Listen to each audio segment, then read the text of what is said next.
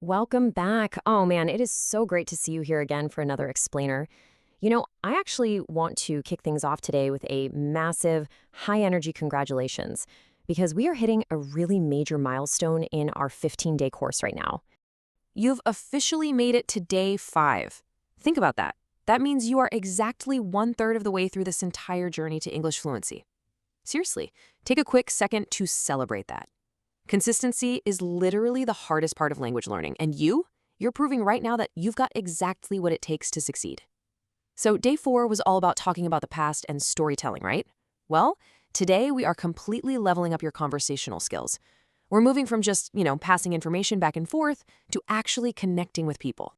Okay, let's dive into this. Today's highly practical toolkit covers 5 things. 1. The opinion formula. 2. Upgrading to emotional high definition. 3. The intonation secret. 4. A fun debate challenge. And 5. Your daily homework. All right, let's get into section 1, the opinion formula. Beyond, I think. So, we really need to talk about a super common trap that pretty much every language learner falls into at some point. I call it the robotic speaker problem. When you first learn English, you're handed a few basic building blocks to express yourself, right? Mostly just phrases like I think and I like. Now look, there is absolutely nothing grammatically wrong with saying I think or I like, but if you rely entirely on them and just repeat them over and over in a single conversation, your speech gets kind of repetitive. It sounds like a textbook, not a real human being. On the flip side, we have what we'll call our premium phrases. Upgrading to these natural expressions is honestly one of the fastest ways to instantly sound way more fluent and confident. So here is your shiny new toolkit. Next time, instead of just defaulting to I think, try dropping one of these premium phrases into the mix. Number 1, in my opinion. It's classic, it's polite, and it's absolutely perfect for the workplace. Number 2, to be honest. This one is fantastic for adding a layer of intimacy or candor to what you're saying. Number 3, if you ask me. This is slightly more casual, so it's a great fit for catching up with friends. And number 4, as far as I'm concerned, use this one when you really want to show strong conviction about your viewpoint. I highly encourage you to pick just one of these right now and absolutely commit to using it today. Now, of course, sharing your opinion usually means you're reacting to someone else's, right? So the crucial point here is exactly how you structure that reaction. You don't just want to blurt out, no, you are wrong, or yes, I agree. That's a bit too basic.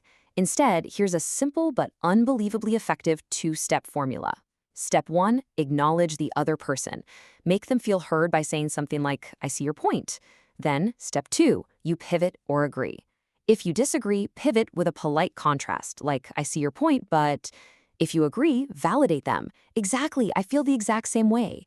Let me tell you, using this structure makes you sound like a sophisticated, highly empathetic listener. Moving on to section 2, emotional high definition. Let's give that vocabulary of yours a massive boost. Notice how much color and detail these simple little word swaps can add to your sentences. Think of the basic emotions, happy, sad, angry, as drawing in black and white. Sure, they get the job done, but they definitely don't capture the true intensity of what you're actually feeling. Now, let's look at the smart adjectives. Instead of just telling someone you are happy about a promotion, say you are thrilled. Wow, right? It paints a much more vivid picture of your excitement. Instead of saying you are sad or tired after a long, brutal week, say you are exhausted. And rather than just being angry that the Wi-Fi isn't working, because we've all been there, express that you are frustrated. These smart adjectives give whoever is listening a much clearer, high-definition window into your actual mood. All right, let's jump into section 3, the intonation secret. This right here is the human element, and it's the bridge between just knowing the right words and actually sounding like a natural English speaker. So, what is it? Well, intonation is the natural rise and fall of the voice in speaking, and we use it to express genuine feeling. Without intonation, even the absolute best vocabulary falls completely flat. To show you what I mean, I'm going to temporarily adopt a flat, monotone voice to demonstrate exactly what you should avoid. I am thrilled to be here. To be honest, I feel exhausted. See what happens there? Even though I used our new premium phrases and smart adjectives, I sounded completely disengaged, basically like a robot. And this brilliantly illustrates a really fundamental rule of communication. How you say something is just as important as what you are saying. When you use dynamic delivery, like saying you are thrilled, your pitch should naturally rise slightly, and your energy should totally bump up. I am completely thrilled. See the difference?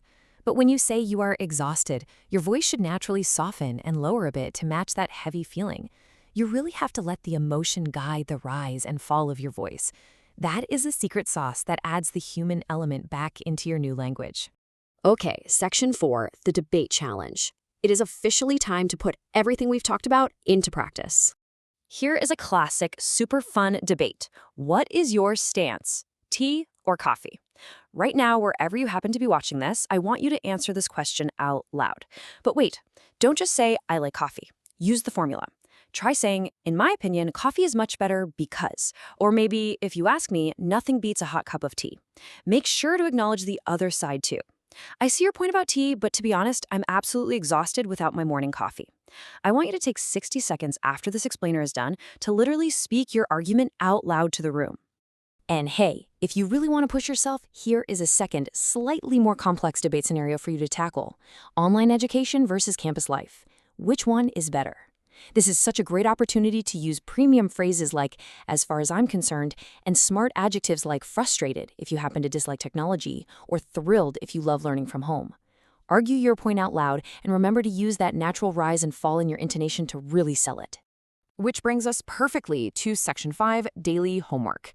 Let's seal the learning so it actually sticks.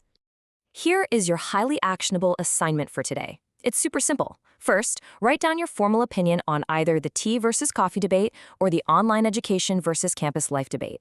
Second, as you write, you must use at least 2 of our new smart adjectives. Force yourself to move past basic words like happy, sad, and angry. And third, and honestly this is the most important part, once it's written down, I want you to stand up and speak your answer out loud with genuine emotion and intonation. Don't just read it off the page, perform it. As we wrap up day 5 today, I want to leave you with this final, kind of provocative thought. If you change how you sound, how will it change what people hear? Think about it. When you step away from those robotic phrases and flat delivery, you stop being just someone practicing English and you become a compelling, persuasive individual that people genuinely want to listen to. That is the true power of natural expression. You've got your homework, so go put these tools to work. I'll be right here waiting for you as we dive into day 6. Keep up the incredible momentum.